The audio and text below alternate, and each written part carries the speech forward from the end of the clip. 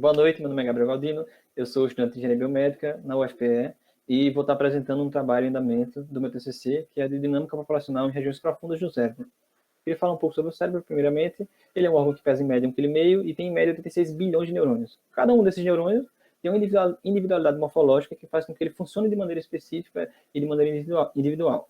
E aí esses neurônios eles se interconectam entre si através das sinapses, como por exemplo o córtex, a gente tem em média 125 trilhões de sinapses entre os neurônios. E essas sinapses formam circuitos específicos responsáveis para que a gente consiga exercer funções específicas. Então, quando a gente olha um objeto e consegue interpretar ele, a gente vai ter um circuito específico que vai ser responsável por identificar esse objeto. Quando a gente escuta uma música e consegue interpretar essa música, vai ter um circuito responsável por entender como é que funciona, qual é a interpretação dessa música. E aí, além das milhares de funções que a gente tem uma também que no nosso cérebro, que é a capacidade de codificar valor. Então, quando a gente olha a pintura de Van Gogh, por exemplo, a pintura de Van Gogh, a gente consegue entender que isso é uma obra de grande valor para a gente. Então, existe um circuito cerebral que é responsável por isso, por fazer essa codificação do valor para a gente. Os neurônios eles não funcionam sozinhos, existe uma substância para a codificação do valor, existe essa substância chamada dopamina, que ela é fundamental para esse processo de codificação do valor. Ela geralmente é liberada de modo a fazer uma motivação, um reforço positivo nas nossas atividades. Como, por exemplo, quando a gente se exercita, geralmente, ao final do exercício, a gente vai ter uma liberação de dopamina que vai dar um reforço positivo para a criatividade, porque o nosso cérebro entende que exercício físico é uma atividade de grande valor. Então, se a capacidade de qualificar valor é nada mais do que uma função do nosso cérebro, um vício é nada mais nada menos do que um desequilíbrio, um distúrbio nessa nossa função do cérebro. E ele pode ser causado por substâncias ou até por comportamentos também. Então, a cocaína, por exemplo, é uma substância química que vai gerar esse vício na gente, que vai gerar um distúrbio nessa capacidade de qualificar valor. E aí, existem estudos recentes que apontam que o LDT é uma região que é importantíssima nessa questão de motivação e de reforço positivo das nossas atividades, que vai ser o objeto de estudo desse trabalho. Então, qual é o objetivo desse trabalho?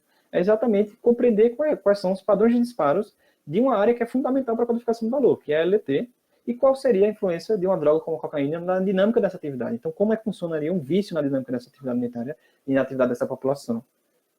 E o trabalho vai ser feito a partir de resultados de experimentos de camundongos. Então, como foi feito esses experimentos? A gente tem dois grupos de camundongos, os camundongos saudáveis e os camundongos viciados em cocaína. Eles vão ser sedados, os eletrodos vão ser injetados na região LDT e vai ser feito 2 horas de exame. A primeira hora, o animal apenas sedado, sem nenhum tipo de substância. Depois da primeira hora, é feita a injeção de cocaína tanto nos animais saudáveis quanto nos animais viciados em cocaína. E aí, a partir desses dados, é feita a extração da atividade neuronal daquela região a partir de uma técnica chamada spike sorting.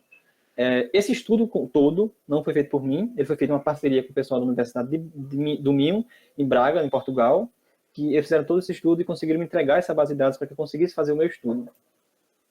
E aí a metodologia que eu estou utilizando é exatamente implementar um conjunto de medidas e visualizações sobre esses dados que me permitam fazer o estudo desse padrão de disparo dessa região. Então a gente tem, por exemplo, a taxa de disparo espontânea, que é nada mais do que a frequência de disparo ao longo do tempo. A gente tem, por exemplo, também o intervalo entre spikes, onde a gente faz um histograma contabilizando o tempo entre um disparo e outro para cada neurônio, e aí a gente vê qual é o padrão de intervalo, geralmente, naquela população, assim como também o coeficiente de variação, que é uma medida que vem sendo amplamente utilizada, porque ele vai dar uma noção de como a população como um todo se comporta ao longo do tempo. Se existe uma variação no padrão de disparo ao longo do tempo. Se existem momentos em que aquela região fica em grande silêncio, ou momentos em que aquela região começa a disparar muito mais rápido que o normal, isso vai ficar bem claro no nosso CV. Aqui está um exemplo do dataset que eu já consegui desenvolver até hoje, que são esses 4 animais aqui. A gente nomeia eles em função da data que foi feito o exame. Em média, a gente tem 2 horas de exame por animal e 6 populações locais por animal em média também. E aí, a partir desse exame, a gente, como eu falei, através da técnica Spike Sorting, a gente vai conseguir atividades de neurônios específicos, que são os SUAs, e atividades de grupos de neurônios que são agrupados em um único dado. Por ter um padrão muito parecido entre si, a técnica de Spike Sorting não é suficiente para conseguir separar esses neurônios individualmente. E também a gente tem aqui a taxa de contaminação média, em que a gente vê que todos estão bem abaixo de 1000%, que é o que dá um grande valor para o nosso dado, uma grande confiabilidade para o nosso dado. Aqui eu estou trazendo um exemplo de uma população do animal de 23 de janeiro, em que a gente consegue ver, por exemplo, aqui na taxa de disparo instantâneo ao longo do tempo, que em mais ou menos 3.600 segundos aqui, que é onde foi feita a injeção da cocaína no animal, existe um aumento considerável na taxa de disparo dessa população, o que indica a influência da cocaína sobre essa população. Em relação ao CV, por exemplo, a gente vê que tem um valor médio aqui de 0,8, é um valor bem baixo quando a gente compara com o Cortex, por exemplo, e isso é um indicativo que, por ele ter um valor CV baixo ao longo de todo o exame, indica que os neurônios dessa região tendem a ter um padrão de disparo muito específico, eles não tendem a variar a frequência de disparo ao longo do exame, ele tende a manter um padrão de intervalo entre um spike e outro bem constante ao longo do tempo. Se a gente analisar o intervalo entre spikes aqui, por exemplo, a gente consegue ver que nessa curva em verde, antes da injeção de cocaína, existia um intervalo muito maior entre um disparo e outro do neurônio do que depois da injeção de cocaína, o que significa que após a injeção de cocaína, os neurônios tenderam a disparar numa frequência maior, num intervalo muito menor entre um disparo e outro. E por fim, a gente tem aqui os exemplos de formas de onda dos neurônios dessa população.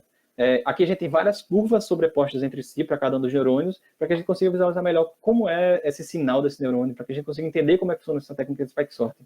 Então, por mais que sejam momentos diferentes em que esse neurônio está disparando, existe uma morfologia bem clara da curva do neurônio, que vai depender da distância do neurônio para o eletrodo e também da morfologia desse neurônio, que vai criar essa curva específica. E por fim, eu queria agradecer aos demais coautores desse trabalho, Ana, Bárbara e Rodrigo, que são pesquisadores lá de Braga, de Portugal, que são os que realizaram o experimento com os camundongos e conseguiram me entregar a base de dados para que eu conseguisse trabalhar no meu projeto, e Nivaldo Vasconcelos, que é meu orientador, que está sempre me ajudando aí com todas as dificuldades que eu tenho ao longo do projeto. E sem essas pessoas eu não teria conseguido nem iniciar o projeto, literalmente, então sou muito grato a eles. E é isso.